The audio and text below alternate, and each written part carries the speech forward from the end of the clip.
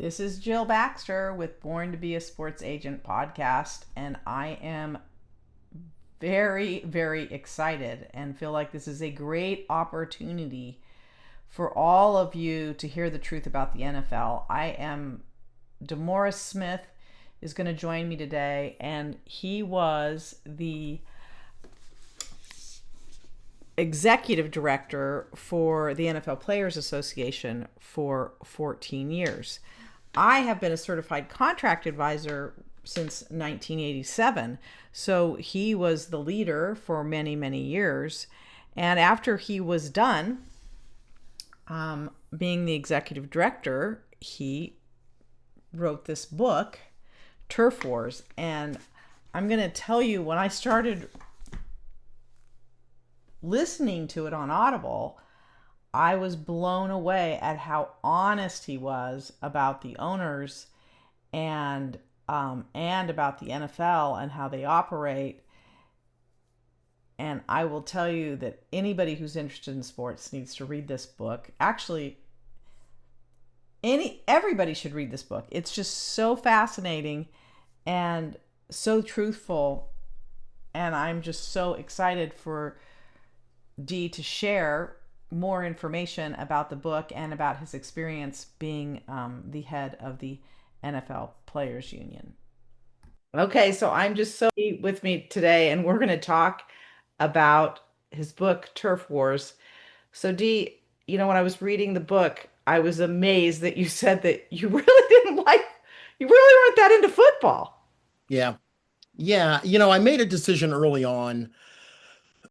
Yeah. I mean, the problem, at least, well, not the problem. I think that the job of the executive director of the National Football League Players Association is literally one of the most important jobs in sport because you are representing the players and their families.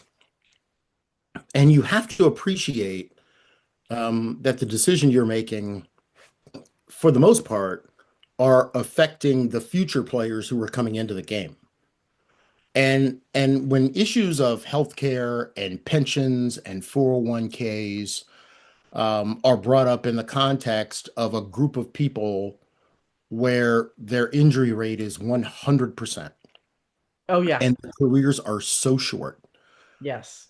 I think that if you want to do the job the right way, you have to contemplate that the game can be cruel and unfair to the players. And if you are a fan and you believe that part of your job is facilitating this game and allowing these owners to continue to use people as their profit center, I think if that's your starting point, I think sort of philosophically, you're not in a good position to absolutely be a zero sum advocate for the players. Oh, so do you think it was better that you weren't that really liking the game of football? Or did you? Oh yeah, I mean, let's get it clear. I mean, I grew up in DC, so when I came out of the womb, they kind of slap you and put a burgundy and gold helmet on you. I was a huge, Washington, Redskin Commander fan Okay, you from were. from Okay. oh yeah, I mean, I've got a picture here that I can show you in a second. Oh yeah, my dad had season tickets. I went to every game up Okay. until probably until I went to college. So I was a huge football fan until um, I would say until sort of the middle of 2009 after I got elected. Okay. And then I just became sort of focused that um, the only way to do this job in the right way was to love the players far more than you love the game. Well, Because that's I think that if you love the game, you start making, I was worried I would start making, and by the way, not to throw other people under the bus, but I see other, um, you can tell the difference when you go to a union meeting. And I sat on the executive committee of the AFL-CIO and for years, and it was literally one of the best educations I've ever had. Okay. And these are hardcore union people. I mean, I'm there with Rich Trumka, who, led the coal miners, Mm-hmm. and folks like that. I mean, these are not people to be trifled with. Right. And all of a sudden, we're in the lockout, and some of them are like, "Hey, man, D, when is football coming back?" I'm like, well, we're in a lockout right now, just like if your members were in a lockout right now. And I'm really, really not focused on bringing football back. I'm focused on whether or not I'm going to allow, or whether our guys are going to allow the owners to take our pensions away. So how Right. about this?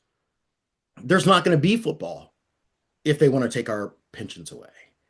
And they look at you, and then it does level set, immediately. But I think that people love this game, and football, for good and for bad, has become the cultural um, center of America, that it becomes very easy to avoid hard questions. Interesting. So in your book, you call all the owners out.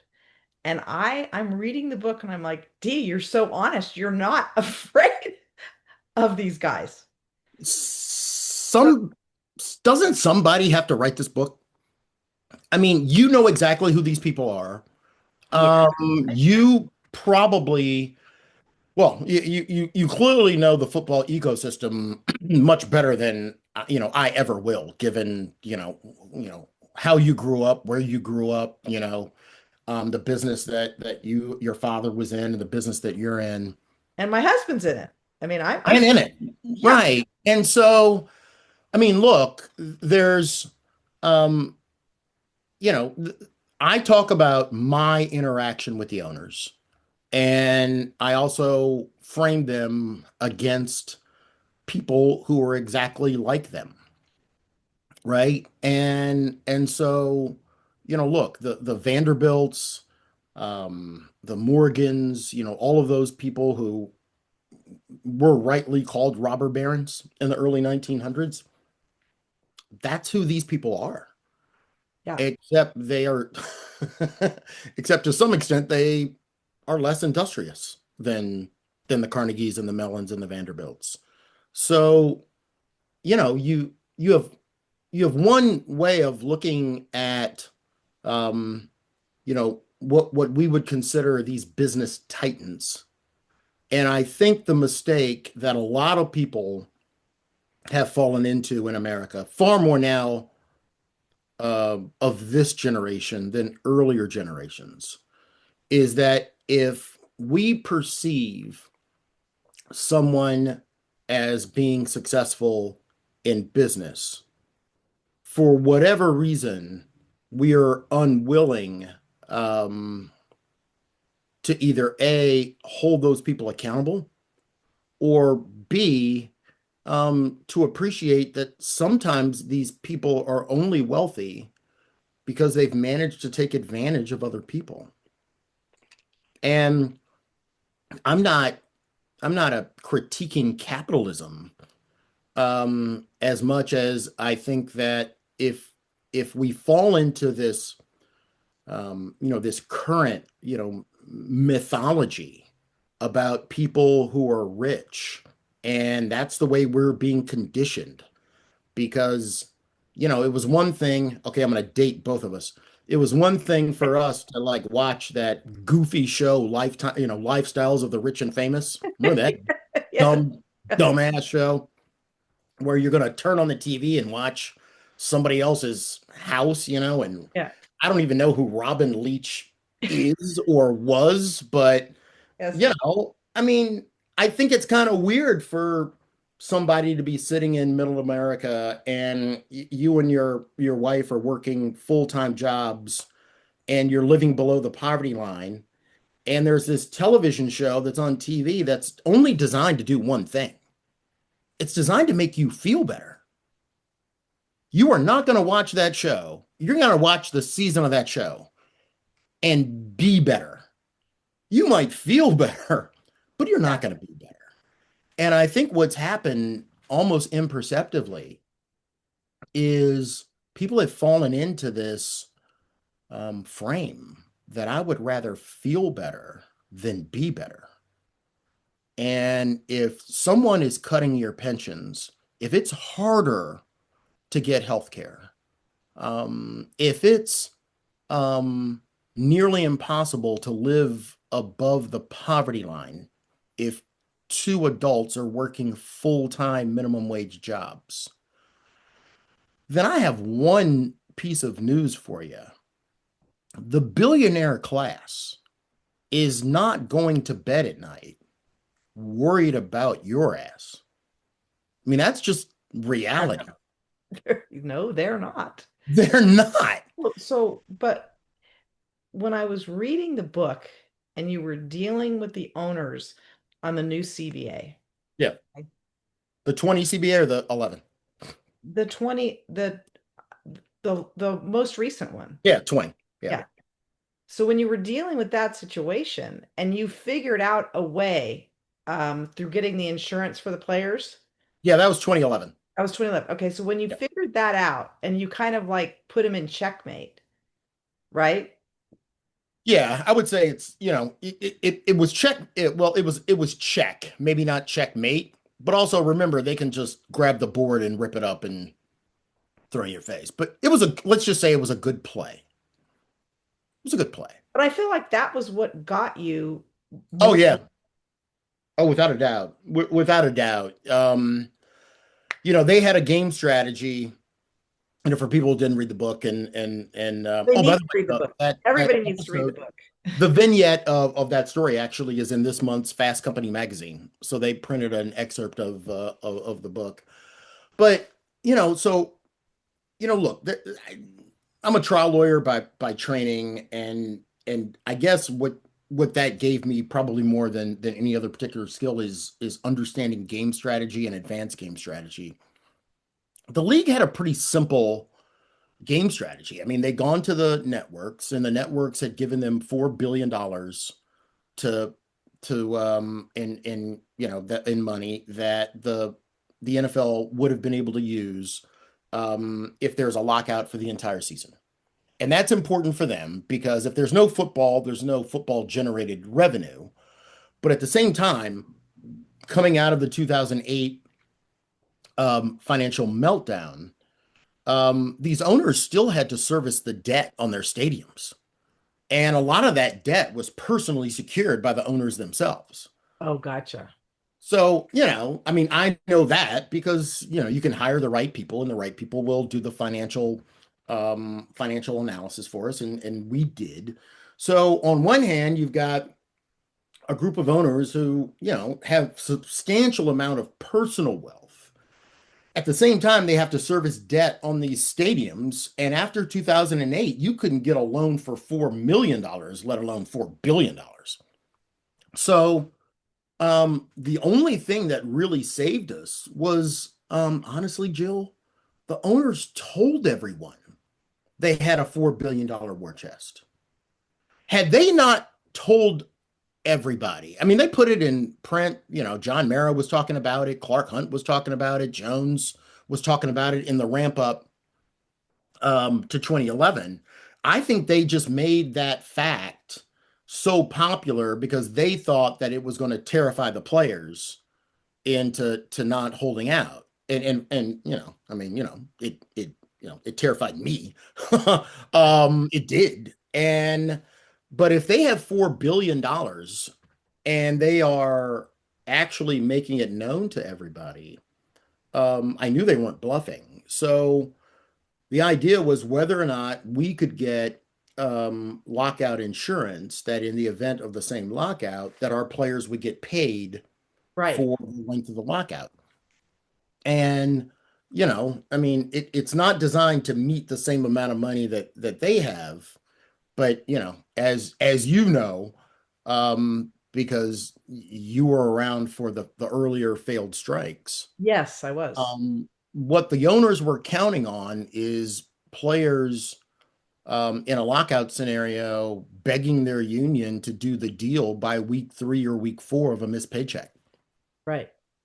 So the game strategy is okay, they're expecting the players to capitulate somewhere between week 4 and week 7. If I can get an amount of money that pays our players all the way through week 16, that changes that changes everything.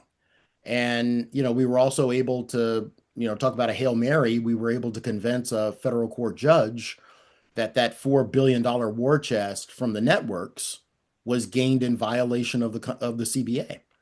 Oh, okay. Well, a federal judge freezes their 4 billion. We now have whatever it is, 900 million. That's Now let's negotiate. Yeah. But did the players appreciate? See, I always knew that you were fantastic. No, thank That you. you were strong, okay? And I thought this guy is going to be really truly there to protect the players. But did they appreciate the players what you did? Did you Um, I they think I think that year, I know that they did, and I had a special group of people, Drew Brees and Kevin Mawai, Brian Dawkins, Kevin Carter, Yeah, Jeff Drew's good. Saturday, Foxworth, Mark Bruner, Keenan McCardle. I mean, that was the executive committee that I had that elected me. And so when they decided, to take some outside lawyer, as a final candidate against, two former NFLPA presidents, I felt at that point that these dudes understood that they were in for a war. Um, and I loved, working with the executive committees and the boards that I had to work with, and a lot of them, many of them, most of them were tremendous. But that group was special, because when we came up with the idea of the lockout insurance, and it's still the most complicated thing I've ever done, as a lawyer with a group of people. You have to go to you have to go to an executive committee, and by then Brian Waters was on it and Scott Fujita was on it. And you have to go to these guys and you have to say, hey, look, we came up with this plan. We're now decertified. This premium is going to cost us, I don't know, 50, 48 million, $50 million. And it'll buy our men, $900 million of insurance. But here's the deal. If everything works well, we never use it. Okay. Right. And so, I'm not sure that a lot of the players now um would have done that, because these guys had to engage in their own game strategy about, $50 million is still a lot of money. Yeah, And no, we're not going to get it back, because you don't get it back when you pay an insurance premium. right, right. I'm forecasting how this negotiation is going to go, and I think it's going to go a certain way. And if everything goes well and we keep this thing secret, which they did, I That's mean, only amazing. 11, only, as you know, only 11 players knew, and then a 12th, and then, one special guy knew. And that's in the book. Don't tell anybody. It's a secret. But, we told one player, because we needed him to kind of grease the skids. But that was a tremendous amount of leadership from those guys. And so, do I think that they understood it and appreciated it? I think they did. Oh, that's good. Now, what about the 2020 situation? That was a hard deal, and I think that, looking back on it, um, I'm crunching on a Halls because I have a cold for some reason. So sorry for the people listening at home. Okay. Having two. It's not like I'm eating a burger or anything, but early deals present their own problems, right? Because you're always trying to convince people or explain to people that we don't have a lot of leverage when a CBA ends. I mean, you've been there, Yeah, and the agents understand that far better, I think, than the players. And it's not the players' fault. It's just that, these guys are 25, 26, and they've never had another job. And to a certain extent, they've never seen the league turn their guns on them.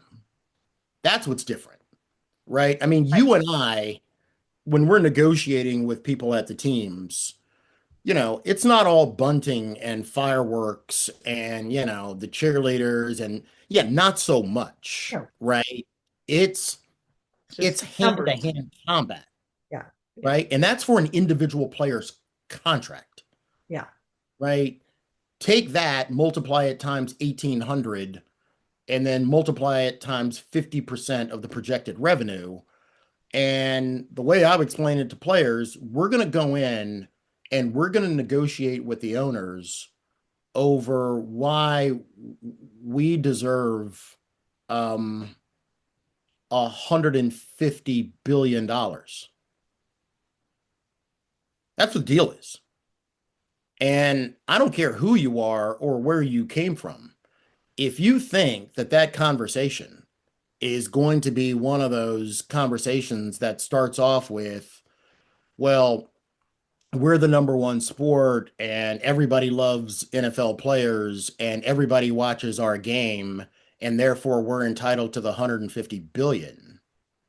Man, you have no idea the level of disrespect that you're going to get from the other side. I mean, they're going to laugh at you in your face and then they're going to tell you to get the fuck out of the door.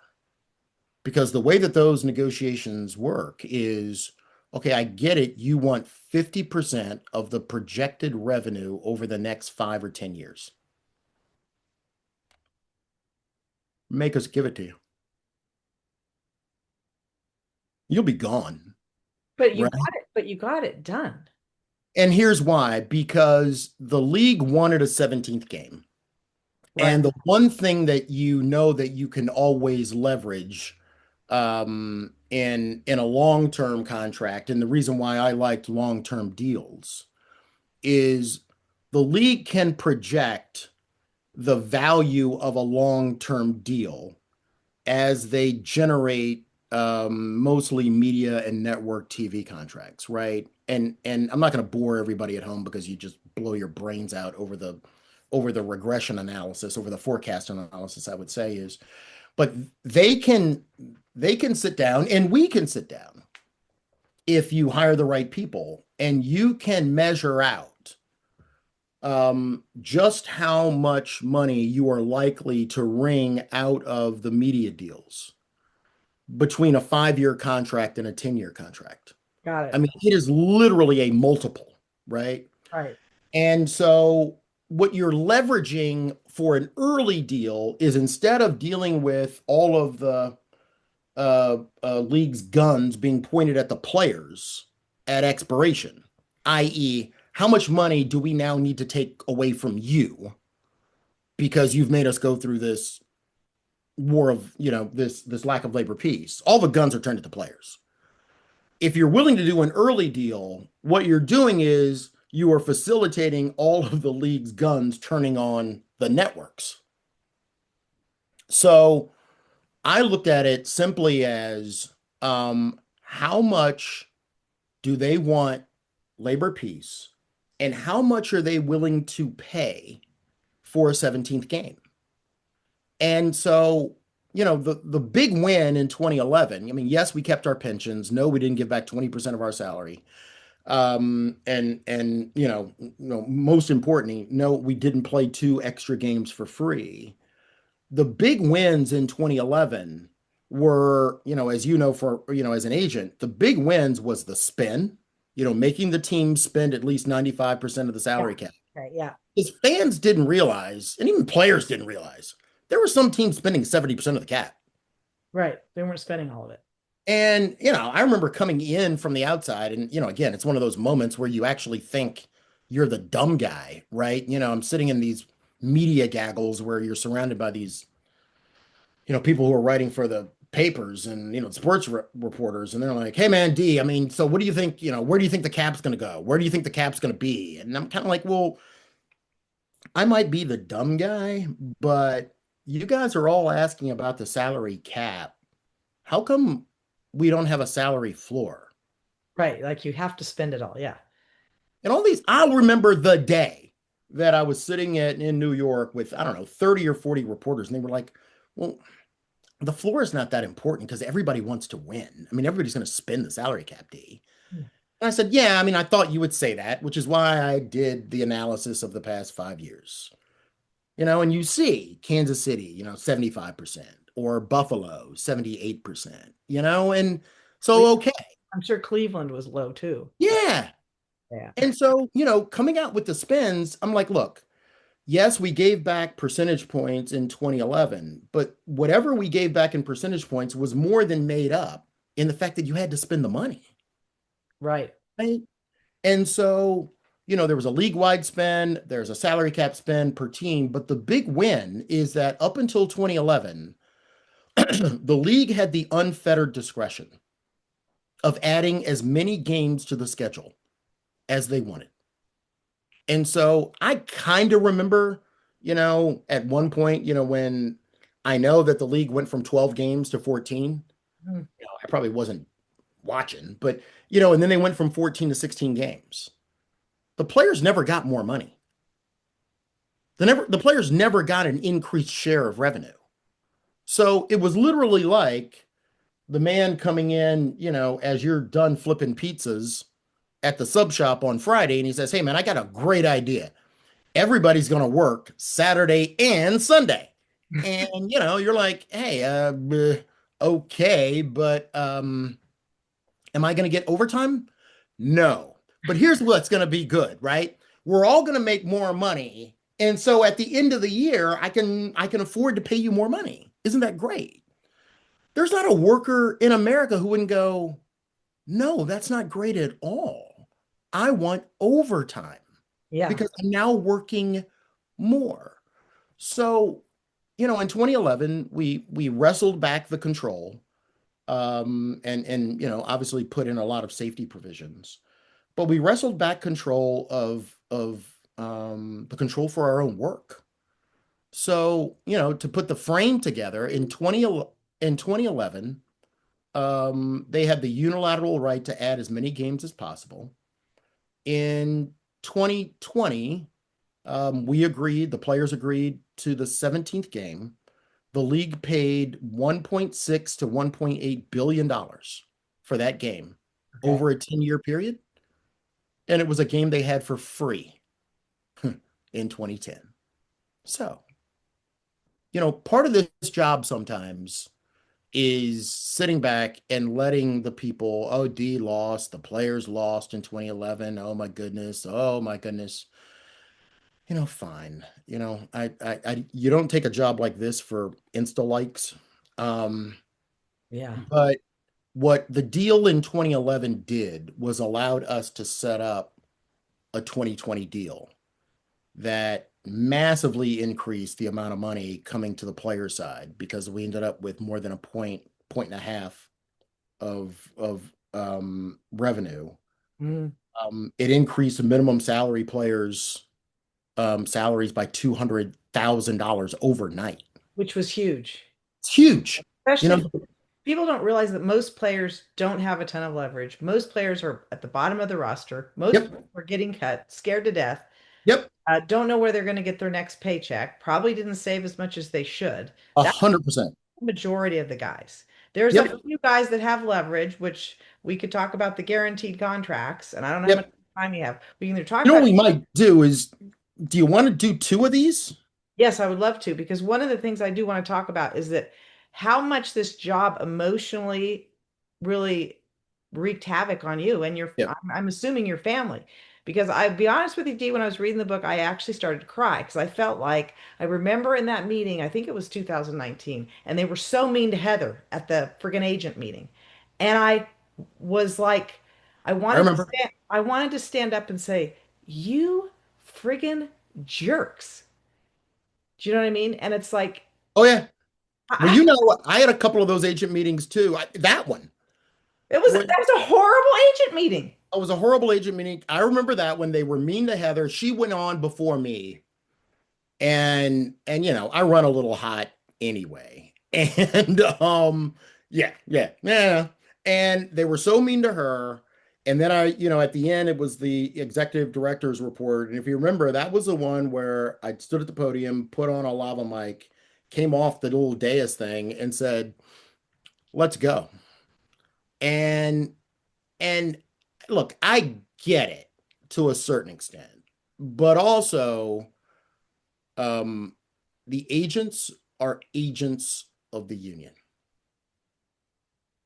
They You don't have see it that way, though. So many of them don't see it that way, I Dee. know. And I felt No. at that meeting and everybody else to make sure that everybody understand, hey, look, we've got an opportunity for an early deal here in 2019. We've talked to our players about the top 10 things that are important to them. We're going to go fight for those things.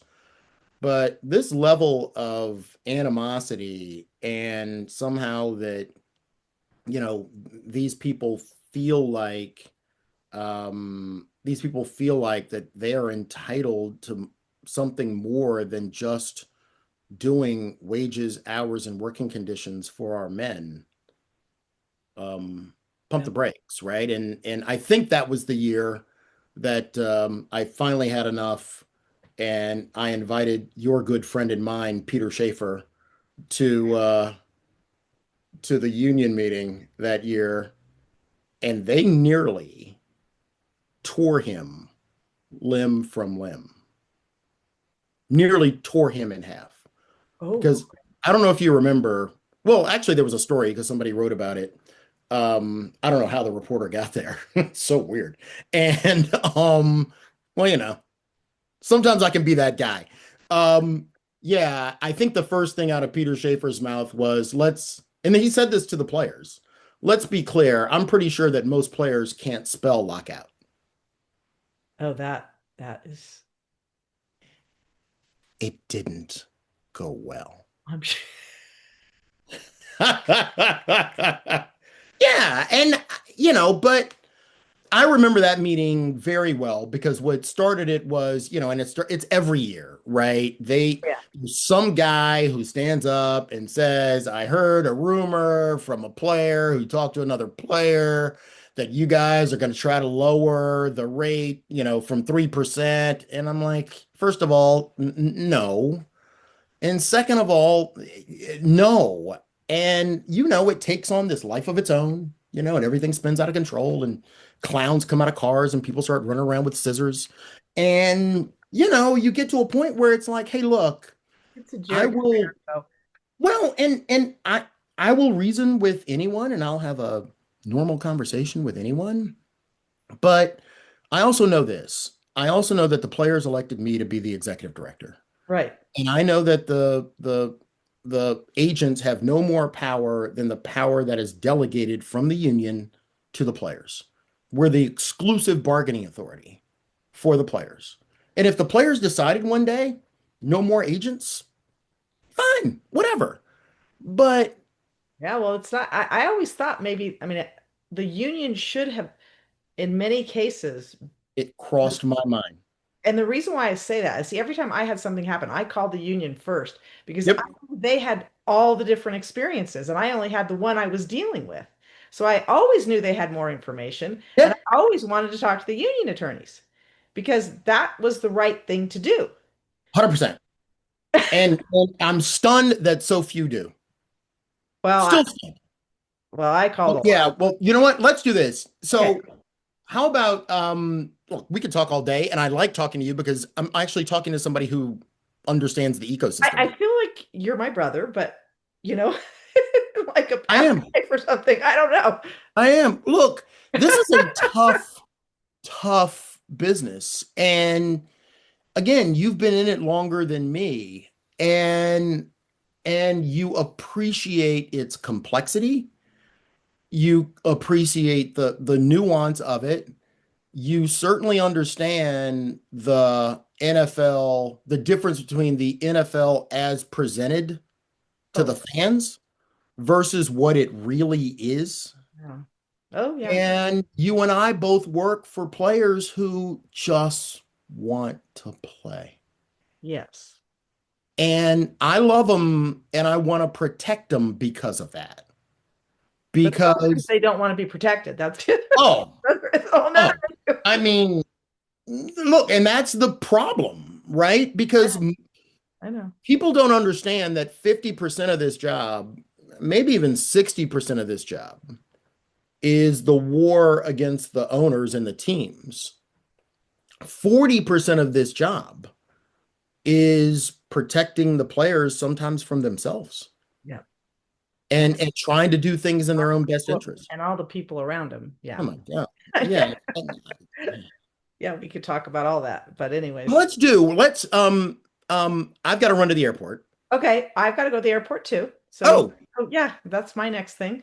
but Thanks for tuning into this powerful conversation with Demaurice Smith about the ongoing battles between the NFL and the players and his book, Turf Wars. We've only scratched the surface, however, and there's more to unpack. So to be sure and join us in part 2 of this discussion. In the meantime, don't forget to subscribe, share this episode with your colleagues and friends, and leave a review to help more people find the show. If you'd like to connect with me directly or learn more about my work with coaches and athletes, you can find me at jillmcbridebaxter.com. Until next time, keep learning, keep leading, and we'll see you in part 2.